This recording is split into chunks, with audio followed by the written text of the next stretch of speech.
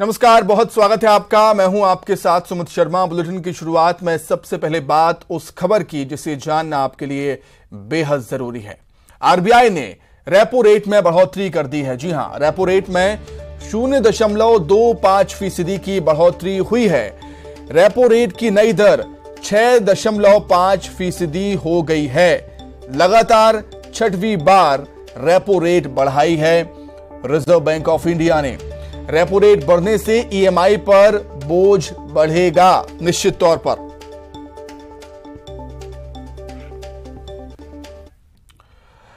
आगे बढ़ते हैं रायपुर से बड़ी खबर, जहां मिशन 2023 को लेकर बीजेपी में बैठकों का दौर लगातार जारी है और आज कांकेर और धमतरी में बीजेपी कार्य समिति की बैठक होगी। बीजेपी के प्रदेश अध्यक्ष अरुण साव बैठक करेंगे। प्रदेश प्रभारी ओम माथुर भी शामिल होंगे। बीजेपी प्रभारी ओम माथुर का बयान सामने आए हैं। इसको लेकर कहना है उनका कि सभी जिले के कार्यकर्ताओं से संवाद करना है। 2 दिनों में 4 जिलों के दौरे पर वो जाएंगे। उन्होंने ये जानकारी भी दी। संगठन को निचले स्तर पर तैयार भी करना है, ये बात भी उन्होंने कही।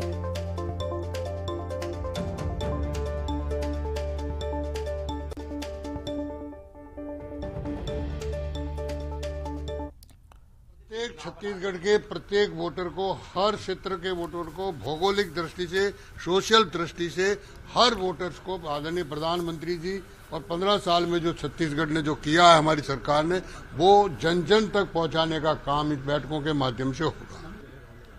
देखिए, ये 2-3 दिन से तो तीनों प्रवास में लगातार संगठनात्मक प्रवास है और मेरा प्रयत्न रहेगा कि छत्तीसगढ़ में प्रत्येक जिले के कार्यकर्ता से मेरा सीधा संवाद हो। इसी के निमित्त पिछले दौरे में भी 3 जिलों में गया था और अभी ये 2 दिनों में 4 जिलों का मेरा प्रवास है। और कल भी हमने मोर्चों की पूरी प्रदेश की कार्य समिति, 7 मोर्चों की कार्य समिति के साथ बैठे हैं। उसके अलावा मीडिया की, हमारे पैनलिस्ट की उस टीम के साथ बैठा हूँ। उससे पहले मैं आईटी और सोशल मीडिया की टीम के साथ बैठा हूँ। तो कुल मिला के प्रभारी का जो काम होता है, संगठन को निचले स्तर तक सक्रिय करना, संगठन जीवन का प्रत्येक कार्यकर्ता किसी न किसी काम में लगे, हर हाथ को काम देना, हर कार्यकर्ता को काम देना, इस निमित्त ये सारे प्रवास है। ये निश्चलानंद सरस्वती का एक बयान आया है बस्तर को लेकर कि सत्तारूढ़ दल और विपक्ष हाथ खींच ले तो नक्सलवाद। जगतगुरु शंकराचार्य जी जो भी शब्द बोलते हैं सोच समझ के बोलते हैं, इसलिए उनके ऐसे बड़े संत के बारे में हम जैसों को कमेंट करना ठीक नहीं रहता है। कोई न कोई प्लानिंग से उन्होंने कहा। क्या ये बात माना जाए कि निश्चलानंद जी नहीं माना जाए, नहीं माना जाए, ये आगे का विषय है। अभी तो वर्तमान में नक्सलवाद पैदा क्यों हुआ, इस पे भी शोध करना पड़ेगा। लेकिन इतने बड़े संत ने कुछ कही है बात, एक नक्सलवाद के विषय पर संपूर्ण राष्ट्र को एक होना चाहिए, इसमें कहाँ दिक्कत है। इसलिए किसी भी संत के कही हुई बात पे हम जैसे कार्यकर्ताओं को प्रतिक्रिया नहीं देनी चाहिए। पीएम मोदी को लेकर भी बोले हैं कि कूटनीति में माहिर है, हिंदुत्व के पक्षधर नहीं है।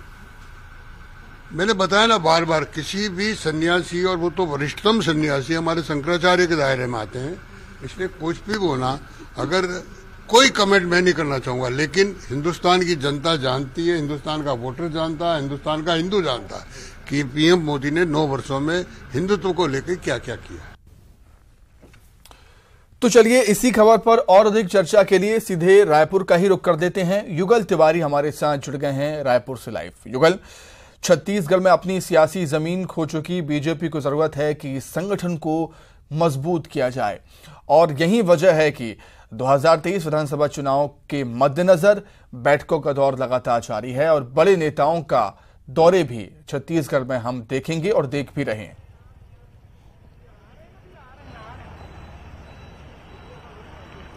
चित्र के जिस तरह से ओम माथुर है जो प्रभारी है बीजेपी के, नितिन नवीन है, तमाम जो संगठन से जुड़े हुए बड़े पदाधिकारी हैं और जो यहाँ के प्रभारी हैं लगातार दौरा कर रहे हैं और इसी कड़ी में वो 2 दिनों में 4 जिले का दौरा करेंगे। आज कांकेर और धमतरी के दौरा है।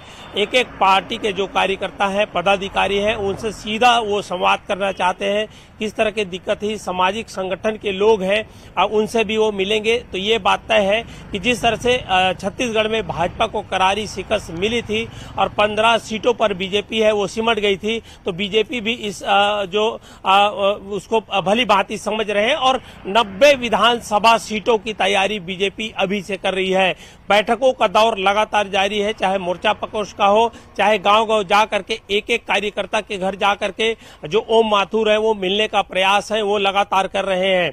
और ये बात तय है कि 2023 चुनाव की बिसात जिस तरह से बिछी हुई है, अब बीजेपी किसी तरह से कोई कोर कसर छोड़ना नहीं चाहती है। केंद्र सरकार की जो योजना है, प्रधानमंत्री नरेंद्र मोदी की जो योजना है, उनको भी वो लोगों को बता रहे हैं और अपने कार्यकर्ताओं को रिचार्ज करने का काम है वो लगातार कर रहे हैं। तो ये कहा जा सकता है कि बीजेपी पूरी तरह से चुनावी मोड में है और चाहे वो राजधानी रायपुर हो या फिर कांकेर, तमाम जगहों पर वो जा रहे हैं और सीधा सीधा संवाद कर रहे हैं। पार्टी के जो कार्यकर्ता हैं, जो संगठन के लिए काम करते हैं, पार्टी के लिए काम करते हैं, उन जो कार्यकर्ताओं को रिचार्ज करने के साथ साथ उन्हें काम भी सौंपा जा रहा है। मतलब यही कि सभी कार्यकर्ताओं को लाइन लगाया जा रहा है पार्टी के काम करने के लिए। तो ये बात है, बीजेपी चाह रही है कि जब 2023 में विधानसभा का चुनाव हो तो बीजेपी की जीत हो और जीत सुनिश्चित हो। जी सुमित। ठीक है उगल, आप हमारे साथ बने रहिएगा, कुछ और खबरों पर भी हम आपसे जानकारी लेंगे। आगे बढ़ते हैं। एक तरफ हम देख रहे हैं छत्तीसगढ़ बीजेपी में बैठकों का दौर जारी है, वहीं दूसरी तरफ बड़े नेताओं के दौरे भी लगातार हो रहे हैं और इसी कड़ी में बीजेपी के राष्ट्रीय अध्यक्ष जेपी नड्डा 11 फरवरी को बस्तर दौरे पर रहेंगे। नड्डा जगदलपुर के लाल बाग में जनसभा को संबोधित करेंगे।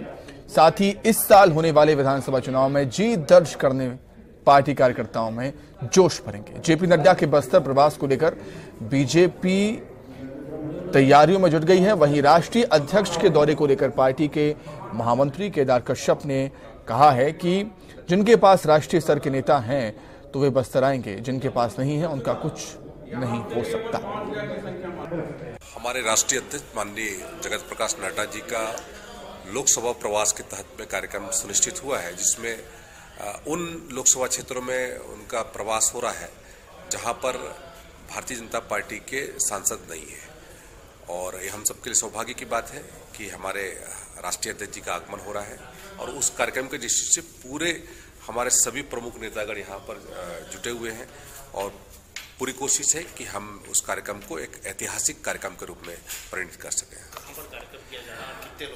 जगदलपुर में कार्यक्रम होगा और उस कार्यक्रम में हमारे यहाँ पर हजारों लाखों की संख्या हमारे कार्यकर्ता उसमें सम्मिलित होंगे। क्या आम सभा रहेगी। आम सभा में माननीय राष्ट्रीय अध्यक्ष जी का मार्गदर्शन प्राप्त होगा। क्या लगेगा चुनावी वर्ष से कांग्रेस एक करेगी चुनावी वर्ष? देखिए, जिनके पास राष्ट्रीय स्तर के नेता हो तो वो तो आएंगे ही ना, जिनके पास राष्ट्रीय स्तर के नेता ही न हो तो वो कहां से आएंगे। आगे बढ़ते हैं। कवर्धा में 4 साल की मासूम से दुष्कर्म की सनसनी घटना सामने आई, सनसनीखेज घटना सामने आई है और बच्ची जिस स्कूल में पढ़ती थी उसी स्कूल के बस कंडक्टर पर मासूम से दुष्कर्म का आरोप लगा है। आरोपी कंडक्टर के खिलाफ पुलिस में शिकायत की गई है। स्कूल में मासूम बच्ची से रेप की घटना से लोगों में भारी आक्रोश है। लोगों ने आरोपी को फांसी की मांग की है, फांसी की सजा की मांग की है। इसके साथ ही स्कूल प्रबंधन पर भी कार्रवाई की मांग की गई है और इस मामले को लेकर कवर्धा में सर्वपालक संघ ने बैठक भी रखी है। के द्वारा एक शिकायत दर्ज कराई गई है कि उसकी बच्ची के साथ में कुछ हुआ है करके, इस आधार पर हम लोगों के द्वारा मेडिकल कराया गया। मेडिकल में उसके साथ में सेक्सुअल असॉल्ट का होना पाया गया है। इस घटनाक्रम पर थाना कोतवाली में धारा 376 काखा और 6 पॉक्सो के तहत में अपराध पंजीबद्ध करके बेचने में दिया गया। आरोपी पहचान हो पाई है कौन है क्या? नहीं, अभी बच्ची से बात कर रहे हैं हम लोग जी और पूरा घटनाक्रम समझने का और आरोपी को पता करने का हम लोग प्रयास कर रहे हैं। सर, आरोपी जो है स्कूल से रिलेटेड है कि और कोई? अभी तक जो बच्ची बताई है उसके हिसाब से स्कूल से ही रिलेटेड है। जी, मेडिकल रिपोर्ट पे पुष्टि हो सके जाती हुई बच्ची का दुष्कर्म हुआ है? सेक्सुअल असॉल्ट का होना मेडिकल में पाया। चलिए, इसी खबर पर और अधिक जानकारी के लिए सीधे कवर्धा का हम रुख कर देंगे। मनीष मिश्रा हमारे साथ लाइव जुड़ गए हैं कवर्धा से। मनीष, जिस दरिंदे ने ये कृत्य किया है, ये घिनौना कृत्य किया है, उसे कड़ी से कड़ी सजा तो मिलनी ही चाहिए, साथ ही साथ स्कूल प्रबंधन पर भी कार्रवाई होना बेहद जरूरी। बिल्कुल सुमित, जिस तरह से ये घटनाक्रम सामने आया है वो स्कूल परिसर में ही बातें सामने आई हैं और इस बात की भी तस्दीक की गई थी कि किस स्थिति में जो है किस स्थान पे ये ले जाया गया है और उसे लेकर पुलिस पूरी तरह से छानबीन कर रही है और इसमें जो संदेही का रात में से कड़ी पूछताछ की गई थी उसकी गिरफ्तारी हो गई। पुलिस अधीक्षक ने सबसे कहा कि उसको आज न्यायालय में पेश किया जाएगा, इसके बाद उसे जेल भेजा जाएगा। इसके बाद जो है पुलिस कार्रवाई के बाद जो पालकों में आक्रोश है वो साफ तौर देखा जा रहा है। स्कूल प्रबंधन के खिलाफ भी इसमें जमकर नारेबाजी की गई थी। इसकी जो पूरी लापरवाही जो स्कूल प्रबंधन के भी इसमें बताया जा रहा है कि उनके द्वारा भी लापरवाही बरती कि उन पर भी कार्रवाई जो प्राचार्य हैं प्रबंधन है उनके खिलाफ भी एफआईआर दर्ज किया जाना चाहिए। और इसी सब विषय को लेकर पालक संघ के द्वारा आज बैठक भी रखी गई है, जिस बैठक में कई विषयों पर चर्चा होगी और केवल एक स्कूल से संबंधित मामले को लेकर नहीं, पूरे जितने भी निजी स्कूल जिला मुख्यालय में संचालित उनके पालकों को बुलाया गया है और उन पालकों के द्वारा जो है कई विषयों पर चर्चा कर एक निर्णय लिया जाएगा और उस निर्णय के आधार पर जो जिला प्रशासन है, पुलिस प्रशासन है, उनको भी जो निजी स्कूल संचालक हैं उनकी एक बैठक बुलाकर सख्त हिदायत दी जाए और इस तरह की जो घटना की पुनरावृत्ति ना हो, ऐसी शर्मसार घटना दोबारा ना हो, इसके लिए जो प्रबंधन है उनके पालकों को सेवर करना होगा। इस बात को लेकर जो है खासी नाराजगी है और कई तरह के विरोध प्रदर्शन की भी तैयारी हो रही है। सुमित, ठीक है मनीष, बहुत शुक्रिया तमाम जानकारी के लिए, जुड़ने के लिए आपका बहुत धन्यवाद। आगे बढ़ते हैं। रेप के आरोपी नेता प्रतिपक्ष नारायण चंदेल के बेटे पलाश चंदेल की गिरफ्तारी की मांग को लेकर पीड़ित युवती ने बिलासपुर में आईजी से मुलाकात की। पीड़ित युवती ने रसूखदार होने के चलते पलाश की गिरफ्तारी नहीं होने का आरोप लगाया। पीड़ित युवती का आरोप है कि 19 जनवरी को एफआईआर होने के बाद से अभी तक पलाश चंदेल की गिरफ्तारी नहीं हो पाई। युवती ने गिरफ्तारी में देरी होने पर जांच प्रभावित होने का आरोप लगाया है। बता दें कि एफआईआर के खिलाफ पलाश चंदेल ने हाईकोर्ट में याचिका भी दायर की है।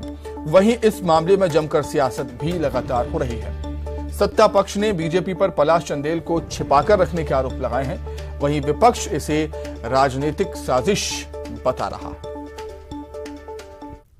19 जनवरी 2023 को मैं रायपुर महिला थाने में पलाश चंदेल के अगेंस्ट में एफआईआर कराई थी और जिसकी गिरफ्तारी अभी तक नहीं हुई है और जिसकी जानकारी मैं ज्ञापन जांजगीर एसपी सर को दी थी और चूँकि अभी तक फिर भी गिरफ्तारी नहीं हुई है तो इसलिए मैं यहाँ पे माननीय महोदय को ज्ञापन देने के लिए आई हूँ।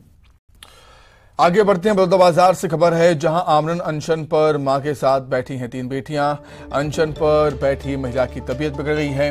अनशन का आज तीसरा दिन है। प्रशासन ने अब तक कोई सुध नहीं ली है महिला की और बेटियों की। दबंग सरपंच ने इनका मकान तोड़ दिया था। सोहेला ग्राम पंचायत की ये घटना। रोटी कपड़ा और मकान की बात करने वाली सिस्टम पिछले 3 दिनों से ग्राम पंचायत सोहेला में दिखाई नहीं दे रही है। देख सकते हैं ये 3 बहनें हैं जो अपनी मां के साथ लड़ाई लड़ रही है और आमरण अनशन पर बैठ चुकी है क्योंकि इनका मकान ग्राम पंचायत के सरपंच की दबंगई द्वारा तोड़ दिया गया है। इतना ही नहीं, एक माँ के अलावा ऐसे कई पीड़ित परिवार है जो यहाँ पर बैठे हुए हैं। फिलहाल तो उन बेटियों से जानते हैं क्या दिक्कत हो गई जिसके कारण आप लोग यहाँ पर आमरण अनशन पर बैठे हुए। उन लोगों ने हमारा घर तोड़ दिया है, हमें घर से बेघर कर दिया। इस वजह से हम आमरण अनशन में बैठे हैं क्योंकि हमारे रहने के लिए हमारे पास जगह ही नहीं है। इस वजह से अभी कहाँ रह रहे हैं आप? अभी तो बस हम जहाँ यहीं रह रहे हैं। कुछ और है उनसे जानते हैं क्यों बैठे हुए हैं, क्या समस्या है? स्कूल में पढ़ने के बजाय आप यहाँ पर आमरण अनशन पर बैठे हुए हैं। हम लोग का घर तोड़ दिया, हम लोग के रहने के लिए जगह नहीं है, इसलिए हमारे घर को पुनः बना के दे, इसलिए हम लोग आमरण अनशन में बैठे हैं। कितने दिन से बैठे हुए हैं अभी आप लोग आमरण अनशन पर? 3 दिन हो गया। आपकी माँ भी यहाँ पर है, कैसी तबीयत है उनकी? अभी तो बहुत खराब है, एकदम सुस्त हो गई है, लेटी 2 दिन हो गया, खाना पीना सब बंद है पूरा। प्रशासन के कोई अधिकारी, प्रशासन की कोई टीम अब तक पहुंच पाई है? नहीं, प्रशासन तो बिल्कुल भी नहीं आई है, अभी कोई भी नहीं आए हैं। प्रशासनिक अधिकारी को आप तक कोई अभी आवेदन दिए हैं कि अभी तक कोई? नहीं, हम लोग दिए हैं कि अनशन में बैठ रहे करके, लेकिन उनके साइड से हमको कुछ नहीं मिला है। मैं ये कह रही हूँ। ये देख सकते हैं आमरण अनशन पर यहाँ पर 3 बेटियां अपनी माँ के लिए बैठी हुई है कि उनका मकान तोड़ दिया गया है और आमरण अनशन करते हुए लगभग 3 दिन हो गए, लेकिन प्रशासन के कोई अधिकारी, कोई टीम अब तक नहीं पहुंच पाई है। क्या इसीलिए प्रशासनिक अधिकारी बनाए जाते हैं और इन्हीं लिए क्या उन्हें विभाग के टुकड़े में बांटा जाता है कि वो लोगों की मदद नहीं कर पाएंगे? क्या सरपंच की दबंगई इतनी बेजुबान हो चुकी है कि प्रशासनिक अधिकारी को यहाँ पर बेजुबान कर दिया गया है? आखिर 3 दिन होने के बाद भी प्रशासन की कोई टीम यहाँ तक नहीं पहुंच पाई है। और सबसे बड़ा कारण यह भी है कि सरपंच को किसने अधिकार दिया कि वो मकान को यहाँ पर जाकर तोड़े। अगर नोटिस भिजवाना था, प्रशासन की टीम भिजवाती, तब मकान को तोड़ा जाता था। ये बिल्कुल अन्याय है। देख सकते हैं तीनों बहनें यहाँ पर बैठी हुई है अपनी माँ के साथ। माँ की तबीयत बिल्कुल काफी स्थिर हो चुकी है और ये अभी भी एम्बुलेंस पर बैठे हुए हैं। योगेश यादव, न्यूज़ 18, बलौदाबाजार। अधिक जानकारी के लिए बातचीत करेंगे। संवाददाता योगेश यादव हमारे साथ जुड़ गए हैं फोन पर। योगेश, काफी दुखद है ये, कई सारे सवाल खड़े होते हैं। पहला सवाल ये कि आखिर इनका घर क्यों तोड़ा गया, दूसरा ये कि क्या गांव वाले भी इनकी मदद के लिए आगे नहीं आ रहे हैं, प्रशासन तो दूर की बात। आपको बता दूं कि 3 बेटी अपनी मां के साथ बीच सड़क पर आमरण अनशन पर बैठी हुई है। गांव के कुछ लोग तो उनका भी मकान तोड़ा गया है, वो भी तो साथ है। लेकिन जाहिर सी बात यह है, इतनी बड़ा मामला होने के बाद भी प्रशासन की कोई टीम यहाँ पर नहीं पहुंचती है, क्योंकि उनका मकान अभी से नहीं बल्कि 1 साल पहले से मकान को तोड़ दिया गया। वो लड़ते लड़ते थक चुकी थी, इसलिए आज मां के साथ तीनों बेटियां आमरण अनशन पर बैठे हुई हैं, वो भी बीच सड़क पर। हालांकि इतना कुछ होने के बाद भी अब तक प्रशासन की कोई टीम यहाँ पर नहीं पहुंची, प्रशासन की कोई अधिकारी नहीं पहुंचे। वही सुमित, सबसे बड़ा सवाल ये भी उठता है कि जिस समय इनकी मकान को तोड़ा गया वहां प्रशासन की कोई टीम नहीं थी और सरपंच ने दबंगई दिखाते हुए इनकी मकान को पूरी तरह से धराशायी कर दिया, तोड़ दिया गया। उसी दिन से तीनों बेटियां ने अपनी मां के साथ लड़ाई लड़ी और लड़ाई लड़ती लड़ती इतना वो हो चुकी है, बेबस हो चुकी है। अधिकारियों के साथ इतने आवेदन इनके पास जमा हो चुके हैं कि वे थक चुकी है और इन्होंने आमरण अनशन करने की पूरी तैयारी ठान ली है। और ये भी कहना है सुमित कि अगर प्रशासन की कोई टीम यहाँ नहीं पहुंची और अगर हम पूरी तरह से हमें न्याय नहीं मिलता तो कल हम यहाँ पर सड़क पर चक्का जाम करेंगे। जाहिर सी बात यह है कि सबसे बड़ा सवाल ये भी उठ रहा है कि प्रशासन का किस तरह से बेजुबान है। क्या सरपंच की दबंगई इतनी बढ़ चुकी है कि प्रशासन की कोई टीम यहाँ पहुंचने से इंकार बिल्कुल उम्मीद है कि प्रशासन तक इन बेटियों की बात पहुंचे और उनको न्याय मिले। बहुत शुक्रिया योगेश तमाम जानकारी के लिए। आगे बढ़ते हैं। प्रदेश में सहायक शिक्षकों के आंदोलन का 3रा दिन है। आज वेतन विसंगति दूर करने की मांग को लेकर सहायक शिक्षक आंदोलन कर रहे हैं। प्रदेश के सभी ब्लॉक मुख्यालयों में शिक्षकों का प्रदर्शन जारी है। सहायक शिक्षकों के आंदोलन से प्रदेश के स्कूलों में पढ़ाई प्रभावित हो रही है।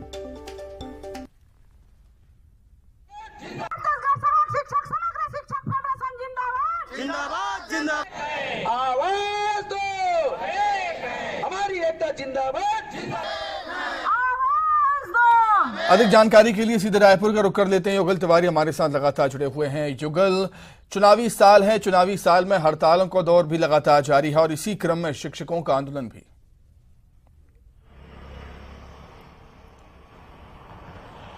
देखिए सुमित, मांग के आगे और जिस तरह से उनकी जो प्रमुख जो मांगे हैं उनके आगे उनका कर्तव्य बिल्कुल भी नजर नहीं आ रहा है। उनका जो दायित्व है सहायक शिक्षक ये भी भूल गए हैं।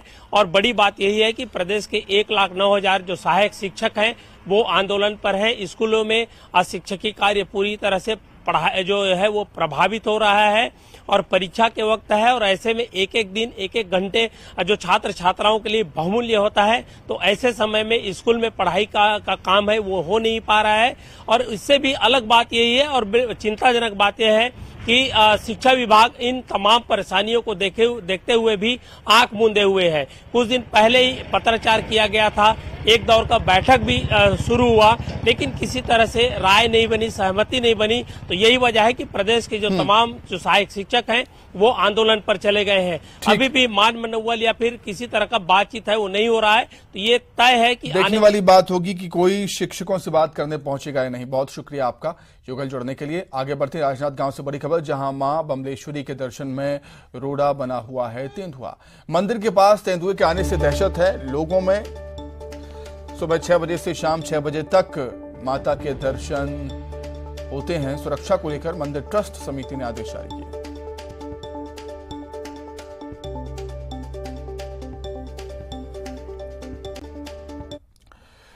रायगढ़ से खबर है, जहां जिंदल के परतापाली प्लांट में हादसा हो गया। प्लांट में हादसे में मजदूर की मौत हो गई। वेल्डिंग करने के दौरान यह हादसा हुआ है। जांजगीर का रहने वाला है मजदूर। मामले की जांच जारी है।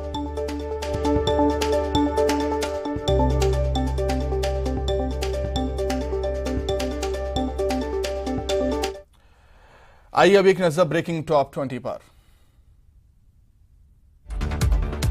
आरबीआई ने रेपो रेट में की बढ़ोतरी। रेपो रेट में 0.25% की बढ़ोतरी। रेपो रेट की नई दर 6.5% हुई।